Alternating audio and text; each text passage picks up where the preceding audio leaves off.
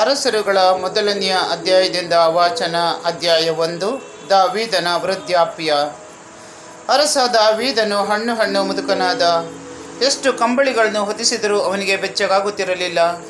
ಆದುದರಿಂದ ಅವನ ಸೇವಕರು, ಒಡೆಯರೇ, ಅರಸರೇ, ತಮ್ಮ ಸನ್ನಿಧಿಯಲ್ಲಿ ಇದ್ದುಕೊಂಡು ತಮಗೆ ಶುಶ್ರೂಷೆ ಮಾಡಲು ಒಬ್ಬ ಕನ್ನಿಕೆಯನ್ನು ಹುಡುಕಬೇಕಾಗಿದೆ. ಆಕೆ ನಮ್ಮ ಒಡೆಯರು ಅರಸರು ಆದ ತಮ್ಮ ಮಗ್ಗುಲಲ್ಲೇ ಮಲಗಿ ತಮ್ಮನ್ನು ಬೆಚ್ಚಗಿರಿಸುವಳು ಎಂದು ಹೇಳಿದರು.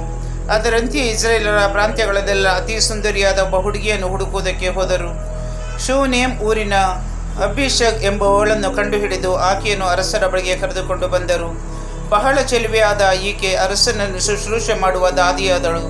ಆದರೆ ಅರಸ ಅಭಿಷಗಳನ್ನು ಕೂಡಲಿಲ್ಲ. ಅರಸನಾಗಲು ಅದೋನ್ಯನ ಹಂಬಲ. ಈಗಾಗಲೇ ಅಬ್ಸಲೋಮನು ಸತ್ತು ಹೋಗಿದ್ದನು. ದಾವೀದನಿಗೆ ಹಗ್ಗೀತಳಲ್ಲಿ ಹುಟ್ಟಿದ ಅದೋನ್ಯನೇ ಜೀವದಿಂದ ಉಳಿದವರಲ್ಲಿ ಹಿರಿಯ ಮಗ. ಅವನು ಬಹಳ ಸುಂದರನು. ದಾವೀದನು ಯಾವುದೇ ವಿಷಯದಲ್ಲಿ ಅವನನ್ನು ಎಂದೂ ಗದರಿಸಿರಲಿಲ್ಲ. ತಾನೇ ರಾಜನಾಗಬೇಕೆಂಬ ಆಕಾಂಕ್ಷೆ ಅವನದು. ಎಂದೇ ತನಗೋಸ್ಕರ ರಥಾಶ್ವಗಳನ್ನು ಹಾಗೂ 50 ಮಂದಿ ಬೆಂಗಾಲಿಯವರನ್ನು ನೇಮಿಸಿಕೊಂಡಿದ್ದನು. ಜೆರುಯಳ ಮಗ ಯೋವಾಬನನ್ನು ಯಾಜಕ ಎಬ್ಯಾತಾರನನ್ನು ತನ್ನ ಕಡೆಗೆ ಒಲಿಸಿಕೊಂಡಿದ್ದನು.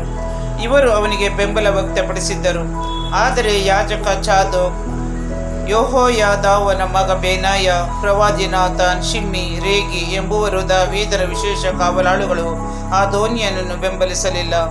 ಒಮ್ಮೆ ಅದೋನ್ಯನು ರೋಗೇಲ್ ಬುಗ್ಗೆಯ ಬಳಿ ಇರುವ ಜೋಹಲೆತ್ ಬಂಡೆಯ ಮೇಲೆ ಕುರಿ, ಹೋರಿ ಮೊದಲಾದ ಕೊಬ್ಬಿದ ಪಶುಗಳನ್ನು ಬಲಿದಾನ ಮಾಡಿಸಿದನು. ಅರಸಕುಮಾರರಾದ ತನ್ನ ಸಹೋದರರನ್ನು ಹಾಗೂ ಆ ಸ್ಥಾನದ ಎಲ್ಲ ಯಹೂದ್ಯ ಅಧಿಕಾರಿಗಳನ್ನು ಔತಣಕ್ಕೆ ಆಮಂತ್ರಿಸಿದನು. ಆದರೆ ಪ್ರವಾದಿ ನಾತಾನನನ್ನಾಗಲಿ ಬೆನಾಯನನ್ನಾಗಲಿ ವಿಶೇಷ ಕಾವಲುಗಳನ್ನಾಗಲಿ ತಮ್ಮನಾದ ಸೊಲೊಮೋನನನ್ನಾಗಲಿ ಕರೆಯಲಿಲ್ಲ.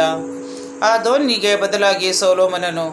ಆಗ ನಾತಾನನು ಸೊಲೊಮೋನನ ತಾಯಿಯಾದ ಬತ್ಸಬೆಗೆ, ಹಗ್ಗೀತಳ ಮಗ ಅದೋನ್ಯನು ನಮ್ಮ ಒಡೆಯ ದಾವೀದನಿಗೆ ತಿಳಿಯದೆಯೇ ಅರಸನಾದನೆಂಬುದನ್ನು ನೀನು ಕೇಳಿರಬೇಕಲ್ಲವೇ?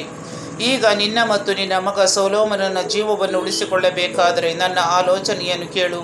ನೀನು ಅರಸ ದಾವೀದನ ಬಳಿಗೆ ಹೋಗಿ, ನನ್ನ ಒಡೆಯರಾದ ಅರಸರು ತಮ್ಮ ತರುವಾಯ ನನ್ನ ಮಗನಾದ ಸೊಲೊಮೋನನ್ನೇ ಆಳಬೇಕು, ಅವನೇ ತಮ್ಮ ಸಿಂಹಾಸನದ ಮೇಲೆ ಕುಳಿತುಕೊಳ್ಳಬೇಕೆಂದು ತಮ್ಮ ದಾಸಿಯಾದ ನನಗೆ ಪ್ರಮಾಣ ಮಾಡಿ ಹೇಳಿದ್ದೀರಲ್ಲವೇ? ಹೀಗಿದ್ದ ಮೇಲೆ ಅದೋನ್ಯನು ಅರಸನಾದುದು ಹೇಗೆ ಎಂದು ಕೇಳು. ನೀನು ಅರಸನೊಡನೆ ಮಾತನಾಡುತ್ತಿರುವಾಗ ನಾನು ಬಂದು ನಿನ್ನ ಮಾತು ಸತ್ಯವೆಂದು ಅನುಮೋದಿಸುವೆನು ಎಂದನು. ಅರಸನು ಬಹಳ ಮುದುಕನಾಗಿದ್ದುದರಿಂದ ಶೂನೇಮಳಾದ ಅಬೀಷಳಿಂದ ಶುಶ್ರೂಷೆ ಪಡೆಯುತ್ತಾ ಒಳಗಿನ ಕೋಣೆಯಲ್ಲಿ ಇರುತ್ತಿದ್ದನು. ಬತ್ಸಬೆ ಅಲ್ಲಿಗೆ ಹೋಗಿ ಅರಸನಿಗೆ ಬಾಗಿ ನಮಸ್ಕರಿಸಿದಳು. ಅರಸನು, ನಿನಗೇನು ಬೇಕು ಎಂದು ಆಕೆಯನ್ನು ವಿಚಾರಿಸಿದನು.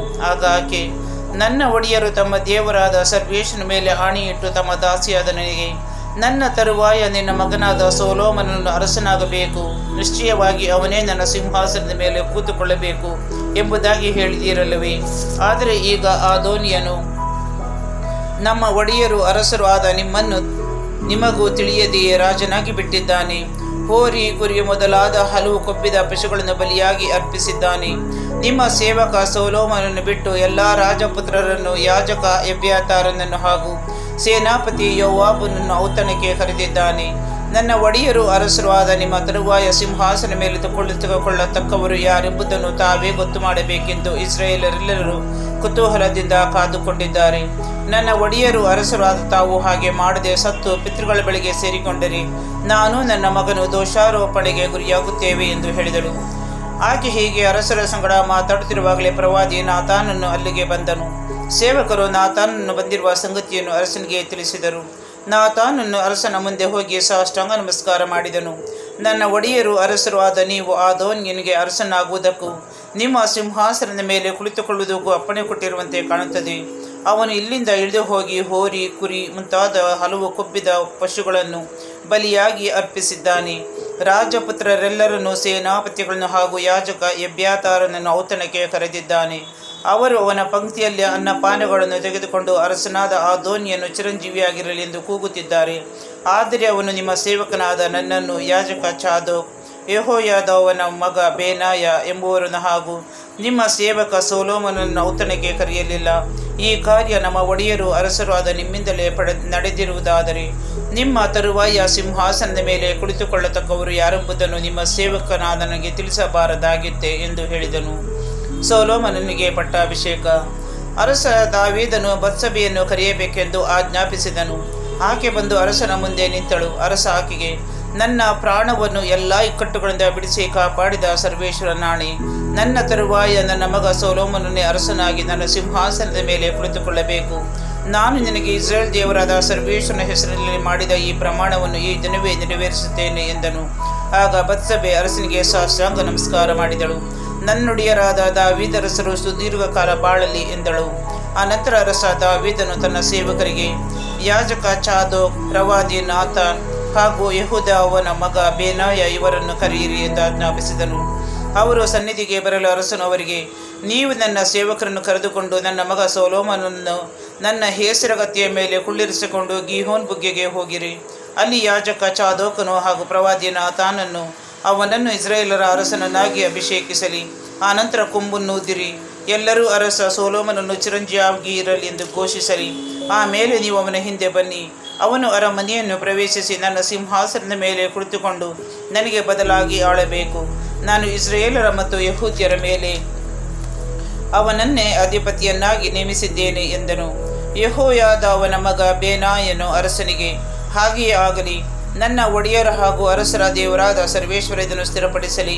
ಸರ್ವೇಶ್ವರ ಸ್ವಾಮಿ, ನನ್ನ ಒಡೆಯರು ಅರಸರು ಆದ ನಿಮ್ಮ ಸಂಗಡ ಇದ್ದ ಹಾಗೆ ಸೊಲೊಮೋನನ ಸಂಗಡವೂ ಇದ್ದು ರಾಜ್ಯವನ್ನು ನನ್ನ ಒಡೆಯರು ಅರಸರು ಆದ ನಿಮ್ಮ ಕಾಲದಲ್ಲಿ ಇದ್ದುದಕ್ಕಿಂತ ಹೆಚ್ಚು ಅಭಿವೃದ್ಧಿ ಮಾಡಲಿ ಎಂದು ನುಡಿದನು. ಆಗ ಯಾಜಕ ಚಾದೋಕ್, ಪ್ರವಾದಿ ನಾತಾನ್ ಹಾಗೂ ಯೆಹೋಯಾದ ಅವನ ಮಗ ಬೇನಾಯ ಎಂಬುವರು ಕೆರೇತ್ಯ ಪೇಲೇತ್ಯ ಎಂಬ ಕಾವಲು ದಂಡುಗಳನ್ನು ತೆಗೆದುಕೊಂಡು ಸೊಲೊಮೋನನನ್ನು ಅರಸ ದಾವೀದನ ಹೇಸರಗತಿಯ ಮೇಲೆ ಕುಳ್ಳಿರಿಸಿ ಗೀಹೋನಿಗೆ ಕರೆದುಕೊಂಡು ಹೋದರು. ಯಾಜಕ ಚಾದೋಕನು ದೇವದರ್ಶನದ ಗುಡಾರದಲ್ಲಿದ್ದ ಎಣ್ಣೆಯ ಕೊಂಬನ್ನು ತೆಗೆದುಕೊಂಡು ಸೊಲೊಮೋನನನ್ನು ಅಭಿಷೇಕಿಸಿದನು. ಕೂಡಲೇ ಕೊಂಬನ್ನುದುತ್ತ ಜನರೆಲ್ಲರೂ ಅರಸನಾದ ಸೊಲೊಮೋನನನ್ನು ಚಿರಂಜೀವಿಯಾಗಿರಲಿ ಎಂದು ಘೋಷಿಸಿದರು. ತರುವಾಯ ಅವರೆಲ್ಲರೂ ಅವನನ್ನು ಹಿಂಬಾಲಿಸಿ ಕೊಳಲುದುತ್ತ ಹರ್ಷಾನಂದದಿಂದ ಆರ್ಭಟಿಸುತ್ತಾ ಹಿಂದಿರುಗಿ ಬಂದರು. ಅವರ ಜಯಕಾರದ ಕೂಗು ಭೂಮಿಯನ್ನು ನಡಗಿಸುವಂತಿತ್ತು. ಆದೋನಿಯನು ಅವನ ಸಂಗಡ ಇದ್ದ ಅತಿಥಿಗಳು ಭೋಜನವನ್ನು ಮುಗಿಸುವಷ್ಟರಲ್ಲೇ ಅವರಿಗೆ ಈ ಆರ್ಭಟ ಕೇಳಿಸಿತು. ಕೊಂಬಿನ ಧ್ವನಿ ಕೇಳಿದಾಗ ಯೋವಾಬನು, ಪಟ್ಟಣದಲ್ಲಿ ಇಂಥ ಗದ್ದಲವೇಕೆ ಎಂದು ವಿಚಾರಿಸುತ್ತಿರುವಾಗಲೇ ಯಾಜಕ ಎಬ್ಯಾತಾರನ ಮಗ ಯೋನಾತಾನನು ಅಲ್ಲಿಗೆ ಬಂದನು. ಆದೋನಿಯನು ಅವನಿಗೆ, ನಿನ್ನಂಥ ಯೋಗ್ಯ ಪುರುಷ ಶುಭ ಸಮಾಚಾರವನ್ನೇ ತಂದಿರಬೇಕು, ಒಳಗೆ ಬಾ ಎಂದನು. ಯೋನಾತಾನನು, ಶುಭ ಸಮಾಚಾರವಲ್ಲ, ನಮ್ಮೊಡೆಯನು ಅರಸನಾದ ದಾವೀದನು ಸೊಲೊಮೋನನನ್ನು ಅರಸನನ್ನಾಗಿ ಮಾಡಿದ್ದಾನೆ. ಯಾಜಕ ಚಾದೋಕ್, ಪ್ರವಾದಿ ನಾತಾನ್ ಹಾಗೂ ಯೆಹೋಯಾದ ಅವನ ಮಗ ಬೇನಾಯ ಇವರನ್ನು ಕೆರೇತ್ಯ ಪಲೇತ್ಯರನ್ನು ಅರಸರು ಅವರ ಜೊತೆಯಲ್ಲಿ ಕಳುಹಿಸಿದ್ದಾರೆ. ಅವರು ಅವನನ್ನು ಅರಸರ ಹೆಸರುಗತಿಯ ಮೇಲೆ ಕುಳ್ಳಿರಿಸಿದ್ದಾರೆ. ಯಾಜಕ ಚಾದೋಕನು ಪ್ರವಾದಿ ನಾತಾನನು ಗೀಹೋನಿನ ಬಳಿಯಲ್ಲಿ ಅವನಿಗೆ ರಾಜ್ಯಾಭಿಷೇಕ ಮಾಡಿದ್ದಾರೆ. ಅಲ್ಲಿಂದ ಅವರು ಹರ್ಷಾನಂದದಿಂದ ಆರ್ಭಟಿಸುತ್ತಾ ಪಟ್ಟಣಕ್ಕೆ ಬಂದಿದ್ದಾರೆ. ಇದರಿಂದಲೇ ಪಟ್ಟಣದಲ್ಲಿ ಗದ್ದಲ ಉಂಟಾಗಿದೆ. ನೀವು ಕೇಳಿದ ಆರ್ಭಟವೂ ಇದೆ. ಇದಲ್ಲದೆ ಸೊಲೊಮೋನನು ರಾಜ ಸಿಂಹಾಸನದ ಮೇಲೆ ಕುಳಿತುಕೊಂಡಿದ್ದಾನೆ. ಅರಸ ದಾವೀದನ ಸೇವಕರು ನಮ್ಮ ಒಡೆಯನು ಅರಸನು ಆದ ದಾವೀದನ ಮುಂದೆ ಬಂದು, ನಿಮ್ಮ ದೇವರು ನಿಮ್ಮ ಹೆಸರಿಗಿಂತಲೂ ಸೊಲೊಮೋನನ ಹೆಸರನ್ನು ಪ್ರಸಿದ್ಧಿಗೆ ತರಲಿ, ರಾಜ್ಯವನ್ನು ನಿಮ್ಮ ಕಾಲದಲ್ಲಿ ಇದ್ದುದಕ್ಕಿಂತ ಅವನ ಕಾಲದಲ್ಲಿ ಹೆಚ್ಚು ಅಭಿವೃದ್ಧಿಗೊಳಿಸಲಿ ಎಂದು ಅವನನ್ನು ಹರಸಿದ್ದಾರೆ. ಅರಸನು ತನ್ನ ಹಾಸಿಗೆಯ ಮೇಲೆ ಬಿದ್ದುಕೊಂಡು, ನಾನು ಕಣ್ಣಾರೆ ಕಾಣುವಂತೆ ಇಂದು ನನ್ನ ಸಿಂಹಾಸನಕ್ಕೆ ಒಬ್ಬ ಉತ್ತರಾಧಿಕಾರಿಯನ್ನು ದಯಪಾಲಿಸಿದ ಇಸ್ರೇಲ್ ದೇವರಾದ ಸರ್ವೇಶ್ವರನಿಗೆ ಸ್ತೋತ್ರವಾಗಲಿ ಎಂದು ಹೇಳಿದ್ದಾನೆ ಎಂದನು. ಆಗ ಆದೋನಿಯನಿಂದ ಔತಣಕ್ಕೆ ಆಮಂತ್ರಿತರಾಗಿದ್ದವರೆಲ್ಲರೂ ಭಯಪಟ್ಟು ತಮ್ಮ ತಮ್ಮ ಮನೆಗಳಿಗೆ ಹೊರಟು ಹೋದರು. ಆದೋನಿಯನು ಸೊಲೊಮೋನನಿಗೆ ಹೆದರಿ ಓಡಿ ಹೋಗಿ ಬಲಿಪೀಠದ ಕೊಂಬುಗಳನ್ನು ಹಿಡಿದನು. ದೂತನು ಬಂದು ಸೊಲೊಮೋನನಿಗೆ, ಆದೋನಿಯನು ನಿನಗೆ ಹೆದರಿ ಬಲಿಪೀಠದ ಕೊಂಬುಗಳನ್ನು ಹಿಡಿದುಕೊಂಡಿದ್ದಾನೆ. ಅರಸ ಸೊಲೊಮೋನನು ನನ್ನನ್ನು ಕತ್ತಿಯಿಂದ ಸಂಹರಿಸುವುದಿಲ್ಲವೆಂದು ಈ ದಿನ ನನಗೆ ಪ್ರಮಾಣ ಮಾಡಬೇಕೆಂದು ಬೇಡಿಕೊಳ್ಳುತ್ತಾನೆ ಎಂದು ತಿಳಿಸಿದರು. ಆಗ ಸೊಲೊಮೋನನು, ಆದೋನಿಯನು ಸತ್ಪುರುಷನಾಗಿ ನಡೆಯುವುದಾದರೆ ಅವನ ಕೂದಲುಗಳಲ್ಲಿ ಒಂದನ್ನೂ ನೆಲಕ್ಕೆ ಬೀಳಗೊಡುವುದಿಲ್ಲ. ಆದರೆ ಅವನಲ್ಲಿ ಕೆಟ್ಟತನ ಕಂಡು ಬರುವುದಾದರೆ ಅವನು ಖಂಡಿತವಾಗಿ ಸಾಯುವನು ಎಂದು ಹೇಳಿದನು. ಆಳುಗಳನ್ನು ಕಳುಹಿಸಿ ಅವನನ್ನು ಬಲಿಪೀಠದ ಬಳಿಯಿಂದ ಕರೆದು ತರುವಂತೆ ಮಾಡಿದನು. ಅವನು ಬಂದು ಅರಸ ಸೊಲೊಮೋನನಿಗೆ ಸಾಷ್ಟಾಂಗ ನಮಸ್ಕಾರ ಮಾಡಿದನು. ಸೊಲೊಮೋನನು ಅವನಿಗೆ ಮನೆಗೆ ಹೋಗಲು ಅಪ್ಪಣೆ ಕೊಟ್ಟನು.